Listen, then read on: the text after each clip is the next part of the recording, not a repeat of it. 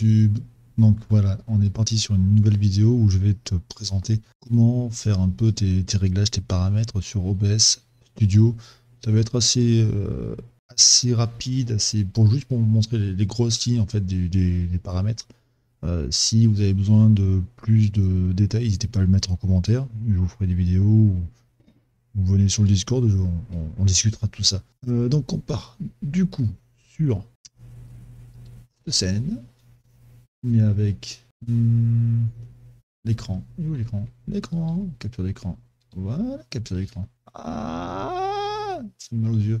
Et je vous éteins ça. Hop.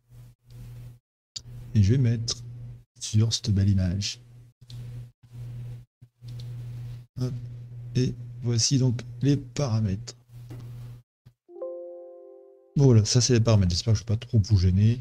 Alors, on est déjà dans général en haut là. Donc dans général, ce qu'on peut modifier, donc c'est le langage français, hein, tout simplement. Ensuite, là le thème c'est la couleur. On va juste faire ce qui est important, vérifier les mises à jour automatiquement au démarrage, c'est important. Ce qui est important, c'est d'afficher une boîte de dialogue aussi, de confirmation au démarrage d'un stream, histoire de ne pas lancer un stream que c'est sur le chat qui appuie sur la touche, par exemple, et d'afficher une boîte de dialogue pour confirmer l'arrêt du stream. Après, quand c'est si vous faites beaucoup d'enregistrements, vous pouvez faire pareil du coup pour les enregistrements. Voilà, c'est le ZBOZ. Voilà, c'est ici. Putain, t'es juste en dessous. Voilà, après le reste, vous verrez un peu ce qu'il y a, mais il n'y a rien qui peut être intéressant, je pense. Ici, donc à stream, c'est là où on va enregistrer la chaîne, le lien de la chaîne. Donc ça soit sur Twitch, sur YouTube, sur Facebook Gaming, sur tout ce que vous souhaitez, voilà. Hein. Vous mettez votre lien de chaîne, votre clé de chaîne ou autre. Vous liez donc Studio à cette chaîne. Là du coup il donne des paramètres par exemple pour Twitch. Moi il me dit mon débit vidéo maximal sera de 6000 et audio 320. Donc du coup c'est le maximum en audio et 6000 sur Twitch parce que sur Twitch c'est maximum 6000 pour moi. On va aller vite fait dans vidéo. Alors on peut pas modifier, c'est normal parce que je suis en train d'enregistrer. Là, résolution de la base de Canva. Donc la base de Canva c'est en fait... l'écran que vous voyez sur votre OBS. Voilà. Et la résolution de sortie, la mise à l'échelle, c'est si vous voulez changer votre résolution par rapport à cette base de Canva, votre base à vous, jusqu'au stream, jusqu'au flux. Ça peut être intéressant si vous enregistrez sur un grand format et que vous l'envoyez par exemple en 720. Si vous faites du 1080 que vous envoyez en 720. C'est ici que ça se passe. Ensuite, il faut donc aller voir dans sortie et audio. On va commencer par audio. Alors, audio, donc fréquence d'échantillonnage 48, c'est le maximum. Pour stéréo, normal. Ensuite, là, vous aurez sûrement pas ça. Moi, j'utilise VoiceMeter. C'est une table de mixage virtuelle, du coup. Et j'ai réglé mon bureau, mon micro, tout ça dans cette table de mixage virtuelle. Si ça vous intéresse, je vous ferai une petite vidéo si ça peut vous aider. N'hésitez pas pareil à le marquer dans la description, moi je le saurai. Voilà, donc, sinon vous aurez les mêmes paramètres qu'il y a dans Windows. Il faut aller dans Windows, le petit truc qui est en bas avec l'haut-parleur, vous cliquez dessus et vous arrivez dans les paramètres de Windows et vous reprenez en fait les mêmes sons. Après vous testez, vous regardez, vous faites vos réglages et vous testez, vous regardez si le mélangeur audio où ça bouge en fait, tout simplement. Vous testez par exemple le bureau, vous mettez une vidéo YouTube de Lebricou qui est en train de parler et vous voyez la barre bouger comme ça, donc c'est top. Ensuite, mais ça on touche pas forcément besoin. Périphérique, non, moi j'en ai pas eu besoin. Alors raccourci clavier, bon ça c'est pour des décalages, si par exemple il y a un décalage avec... Ah non du tout c'est pas ça. Non, ça c'est le raccourci tout simplement. Ok, c'est pas le décalage, c'est ailleurs. j'arrive. J'ai dit sortie. Sortie, alors sortie c'est vachement intéressant. Donc là j'ai mis le mode de sortie avancé, c'est pouvoir choisir plein de trucs. Enfin plusieurs trucs. Cela va dépendre de votre ordinateur, ce que vous avez comme ordinateur.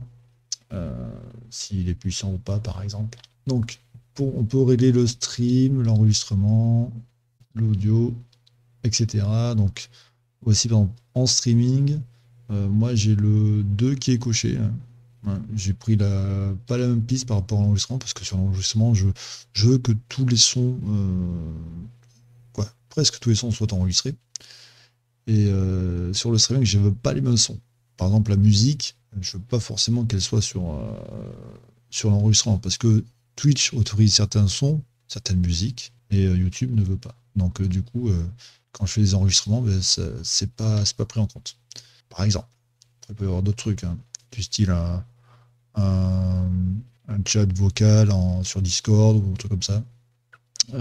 Donc bref, piste VOD Twitch, alors c'est quand on veut enregistrer sur Twitch, on fait un stream et on veut quand cette partie, ce stream, soit enregistrée en VOD sur Twitch automatiquement. On clique dessus et pareil, on met la piste qu'on souhaite. Je ne vois pas, je suis en stream, je suis en train d'enregistrer.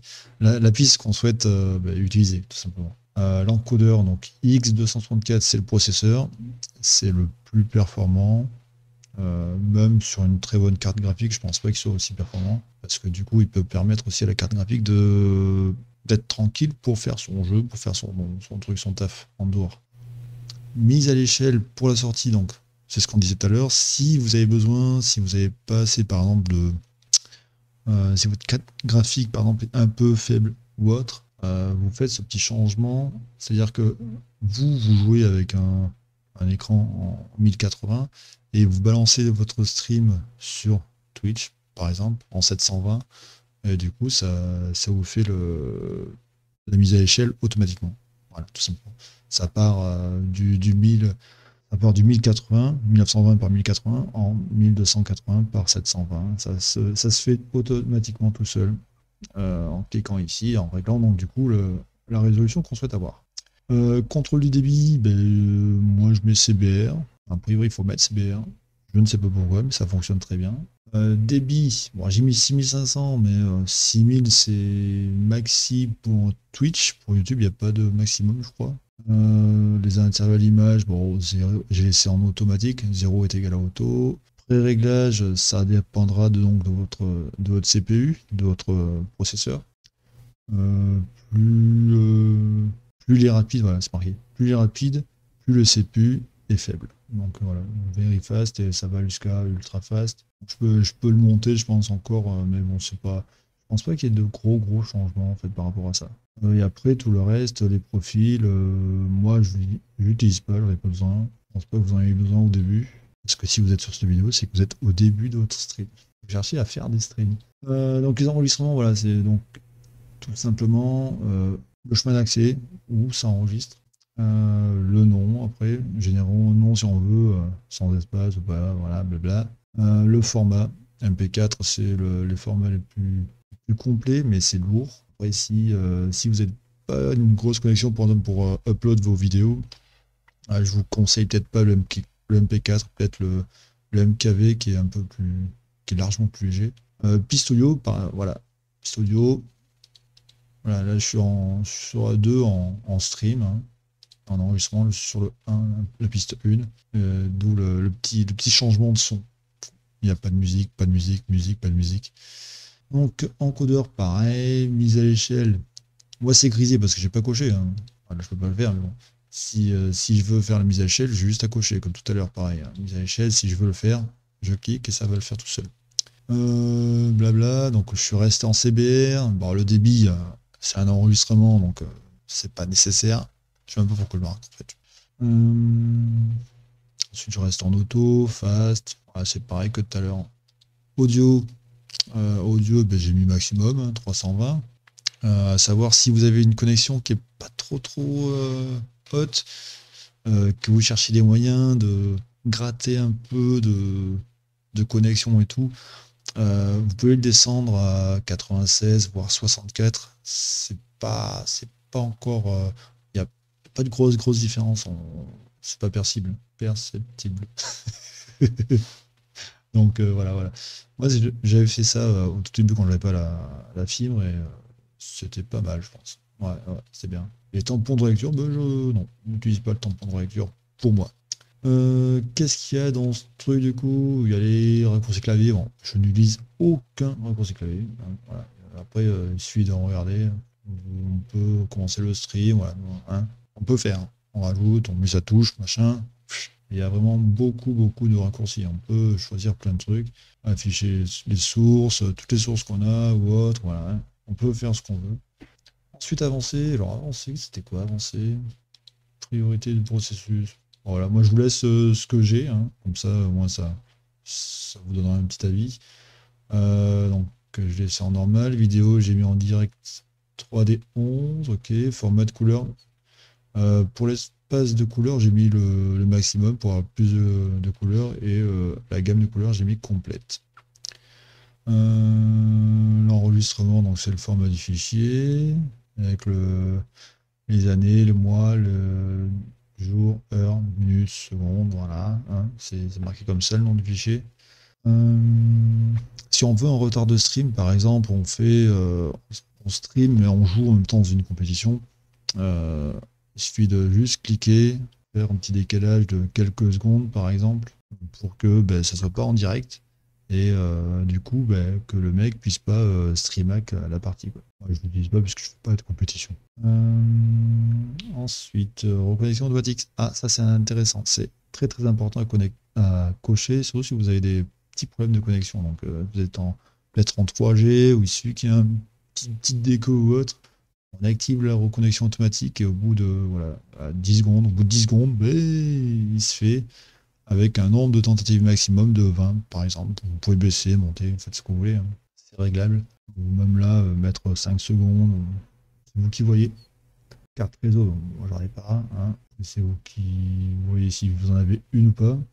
Activer l'accélération du matériel de source navigateur, c'est coché, ça ne me fait rien je trouve. Puis voilà. Puis on fait appliquer pour valider.